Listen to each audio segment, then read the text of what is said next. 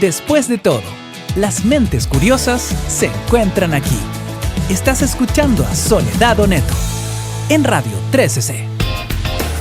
Estábamos mirando los cierres de campaña. Ojo con lo que yo les decía. Bueno, nuestra invitada decía, hay un taco bien importante cerca de aquí. Claro, porque es el cierre de campaña de Johannes Kaiser cerca de la Plaza de la Aviación, mientras está haciendo su cierre de campaña también Franco Parisi, que lo está haciendo en la comuna de La Pintana. Ya se precipitan, ¿no?, estos cierres de campaña de los candidatos. Les vamos a estar contando más adelante. Bien, nos vamos al tema que nos convoca, la campaña del Programa de las Naciones Unidas para el Desarrollo, PNUD, en Chile, que se llama Infórmate con responsabilidad, participa con integridad. Es una iniciativa que busca promover la participación ciudadana, pero informada y responsable, que es por lo mismo que abogamos nosotros, ¿no? Todo esto durante el ciclo electoral 2025, fomentando la integridad de la información como la base del ejercicio democrático. Valentina Salas está con nosotros. Ella es oficial del área de gobernanza y territorio del PNUD. ¿Cómo estás, Valentina? Un gusto recibirte. Muy bien, muchas gracias a ustedes por la invitación. Cientista política, me decías. Cientista política. Así de es. Profesión. Oye, y de formación, ¿los cientistas políticos durante estos días lo pasan regio, mejor que los periodistas? Sí, dicen que es como nuestra fiesta, ¿no? Es como nuestro momento del año. Bueno, además en el país, en estos últimos 5 años que hemos tenido elecciones todos los años, claro, para los cientistas políticos esto ha sido como una fiesta sin parar, digamos, en 5 años consecutivos. Pero interesante el trabajo que ustedes hacen. ¿Por qué el PNUD se cuadra con esta iniciativa en particular? Porque nosotros también la adherimos a ella, ¿no? Ya también llamamos como medio de comunicación, yo puedo hablar por Canal 13, por supuesto, a informarse, pero yo creo que en general todos los medios de comunicación a hacerlo de manera íntegra, porque además estamos en un sistema de medios con demasiada plataforma digital y demasiado acceso a información falsa. ¿Qué los moviliza a ustedes, Val? Bueno, para el PNUD la participación ciudadana es fundamental y está a la base de la democracia, sobre todo en los procesos electorales, ¿no?, que es donde todos tenemos el poder de decisión de nuestras próximas autoridades, y el sistema democrático se basa en que podamos participar en igualdad de condiciones. Y para eso el acceso a la información veraz, confiable, oportuna y respetuosa, que es también lo que estamos llamando este año, es fundamental para que todos podamos tomar la decisión que refleje de mejor manera nuestras distintas posiciones, nuestras distintas ideas, y que podamos plasmarla en esa participación de manera informada. Y para eso necesitamos un debate democrático que sea de calidad, y como tú muy bien dices, hoy más que nunca estamos expuestos a tanta información, a tanto dato, y es muy importante tener las habilidades para poder informarnos con responsabilidad, como llamamos en esta campaña, es decir, verificar la información, ser crítico en el consumo y en lo que difundimos y en lo que compartimos. Muchas veces estamos compartiendo información que no necesariamente queremos o tenemos una intención de desinformar, pero que no nos damos el tiempo de poder verificar y ver bien lo que estamos compartiendo con nuestros distintos grupos de amigos, en las redes sociales, en WhatsApp, ¿no?, o también en nuestras conversaciones cotidianas. Pero además eso. Es importante que participemos en ese debate democrático de manera respetuosa e íntegra, ¿no? Lo que nosotros venimos monitoreando desde el PNUD por ya más de un año es la conversación digital sobre procesos electorales, y lo que hemos visto este año es un aumento muy notorio en la toxicidad de la conversación digital sobre los procesos electorales. Una conversación caracterizada por la agresividad, por mensajes discriminatorios que buscan fomentar la ira y la división en muchos casos, ¿no? Y una agresividad que está principalmente motivada por la orientación o la afiliación política de las personas. Pero acá es muy importante que hagamos el punto que no es una conversación sobre distintas posturas de política pública que tú o yo podamos tener, no que eso sería fantástico porque es la base del debate democrático y de un proceso eleccionario y esta fiesta, ¿no?, que debiese ser, sino que lo que es atacar al otro, mostrarlo como un antagónico por lo que piensa o por lo que proclama. Y eso al final afecta nuestra capacidad de poder participar de manera informada. Yo creo que es una tremenda iniciativa la que ustedes tienen por delante. Me encanta que hayas resaltado eso, ¿no? Y hayas sumado ese adjetivo, informarse de manera y compartir información además de manera respetuosa, que es algo que hoy día nos falta muchísimo. Ustedes que están haciendo un monitoreo digital, a mí me ha entrado una duda a propósito de ese encuentro que tuve con el candidato Eduardo Artés en un debate de Archi. Recibí muchísima agresividad a través de mi cuenta de Instagram. Yo hace mucho tiempo que no uso Twitter, no no alcancé a pasar del cambio del Twitter al X, pero sí a través de mi Instagram, y me pasaba que cuando lo revisaba y encontraba 0 publicaciones, o sea, no encontraba una persona, finalmente encontraba, me imagino yo, lo que hemos estado hablando en el último tiempo, un bot, una cuenta creada específicamente para agredir a otros. ¿Qué me puedes decir tú de ese monitoreo digital? Porque también habían personas que sí que tenían cuenta y que también el mensaje de incitación al odio estaba muy claro, pero tenía un nombre y un apellido detrás. ¿Qué es lo que ustedes han visto en esta campaña? Mira, lo que tú comentas, este caso en particular, resuena mucho con los datos que nosotros hemos venido monitoreando.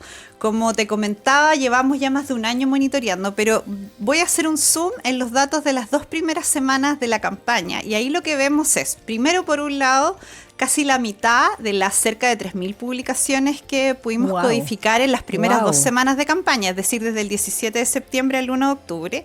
Casi la mitad de estas fueron dirigidas a candidaturas tanto del proceso de la elección presidencial, pero también al Congreso. Y la otra mitad son ataques a instituciones, por ejemplo, el Poder Ejecutivo, el Congreso, los partidos políticos, pero también líderes de opinión y periodistas, ¿no? Que son tan claves en el ecosistema informativo para informar de manera responsable. Luego de eso vemos que cuando nos vamos adentrando más en la conversación más tóxica, más violenta, en distintos niveles, y nos llegamos ya a un nivel más de discurso de odio, lo que vemos acá es que el 59% de los ataques van dirigidos a mujeres. Y a mujeres no solo por lo que piensan o por sus distintas orientaciones políticas, sino muchas veces por el hecho de ser mujer. Y también por ataques a su apariencia física, a su cuerpo, a su edad, ¿no? Que lo que hacen es generar un ambiente que no es propicio a la participación política informada. Y por otro lado, otro dato que resuena mucho con lo que tú estabas contando es que cerca del 58% de estos ataques no es posible identificar de quién provienen, ¿no? 58%. El 58%. Y esto lo que hace que es muy difícil hacer una trazabilidad y poder tener una respuesta a este tipo de ataques. No, es que yo me reía porque a mí dentro de las cosas que me escribían, vieja, si yo en eso me fuera a afectar, rubia, tonta, me hacía sentido con lo de mujer. Me hacía sentido con eso, porque más allá de tú le atacaste o no hay como un contenido, hay como una cuestión que es netamente agresiva, pero colgándose de yo diría, adjetivos que manoseamos culturalmente hace mucho tiempo. Y me hace sentido lo que tú dices, que mayoritariamente se hace a las mujeres. Pero bueno, salgamos de esto en particular. Yo te lo puse de ejemplo, que además a mí no me afecta en el sentido de que, como yo digo, en un segundo paso de ser una comunista a ser una fascista. Entonces uno dice, bueno, el trabajo está bien administrado, ¿no? Porque cada uno aquí lee o entiende lo que quiere. Pero es un caso, perdóname Soledad, que como te digo, resuena mucho con los datos que nosotros estamos viendo. Sí, un buen caso, sí. Incluso todo lo que tú estás comentando de las distintas características o los distintos insultos y ataques que has recibido, son muchos de los que reciben, como te mencionaba, otras líderes de opinión o periodistas, pero también candidatas. Y lo de candidata es súper preocupante. Sí. En particular cuando pensamos en las candidaturas al Congreso, a la Cámara de Diputados, al Senado, porque en Chile seguimos teniendo una subrepresentación de mujeres en espacio de toma de decisión. Y estudios diversos de distintas instituciones, pero también del PNUD, muestran las distintas barreras que enfrentan las mujeres, primero para llegar a la papeleta, luego para obtener financiamiento para la campaña y luego para ser electas. Y lo que estamos mostrando con estos datos es que ahora existe un nuevo espacio de dificultad, que es el costo público, claro, el costo público, ¿no? Que implica una participación en política y en muchos casos apelativo, y ataques como los que tú mencionas, vieja o el color de pelo, qué sé yo, son ataques que además generan un nuevo costo para las mujeres para entrar en política y desincentivan esa participación que debiese ser igualitaria. Lo que ustedes están tratando de hacer, al igual que nosotros como medios de comunicación, yo creo, es cuidar la democracia, que es algo que requerimos mucho hoy, porque además los últimos estudios nos hablan de que las personas tienen menos adherencia a la democracia. O sea, no les importa tanto la democracia, o la democracia puede quedar en segundo plano, ¿no? Si es que lo que se requiere es una solución rápida, o llegar a un líder populista, o tener medidas más extremas de control en general, ¿no? Entonces hay como menos cariño, creo yo, por la democracia, y en ese sentido el trabajo que ustedes hacen es aplaudible. La iniciativa que ustedes han estado trabajando hace más de un año, ya nos decías, tienen 3 ejes. Uno ya lo conversamos, que es la prevención de la violencia hacia las mujeres, pero también está la corresponsabilidad informativa. Hablemos un poquito más de esto, que es promover que cada persona asuma un rol activo. Porque dice, nosotros como que solo nosotros emitimos la comunicación y la gente recibe. No, la gente hoy día es un periodista más activo que va, reenvía. Y también a la vuelta está desinformando muchas veces.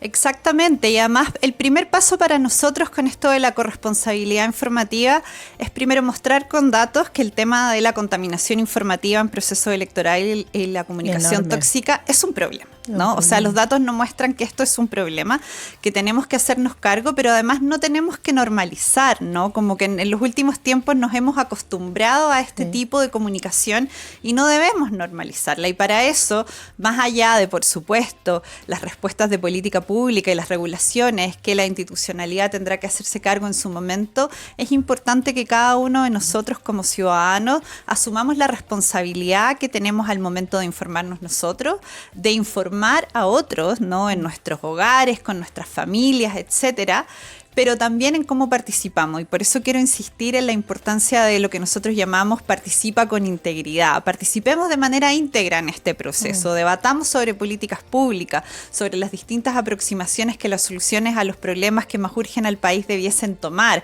cuál es el futuro del país, pero respetándonos y dentro de los marcos democráticos que, como tú muy bien señalabas, son las reglas procedimentales básicas para fortalecer nuestro sistema. Y yo estoy segura de algo, que es muy distinta a la conversación que se sostiene en una mesa, en un cara a cara, que podría sostener cualquier persona que no está de acuerdo conmigo y que está de acuerdo, no sé, en este encuentro, como te digo, con el candidato Artés, con él, pero no conmigo, pero no diría lo mismo, digamos, en un cara a cara. Yo creo que esa integridad que uno intenta sostener, esa educación, ese lenguaje que uno intenta sostener, o la mayoría intentamos sostener, en vivo y en directo, en conversaciones presenciales, creo que debe replicarse en la vía digital, porque ahí hay más anonimato y por lo tanto es más fácil fomentar, ¿no? Un bajo nivel del debate.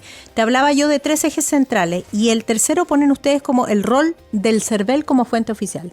De todas maneras, acá hay algo, tenemos primero que señalar además que este fenómeno de la contaminación informativa y la comunicación tóxica no es un fenómeno único de Chile, ¿no? Es un fenómeno que están viviendo las distintas democracias y uno de los grandes desafíos de las democracias hoy en día.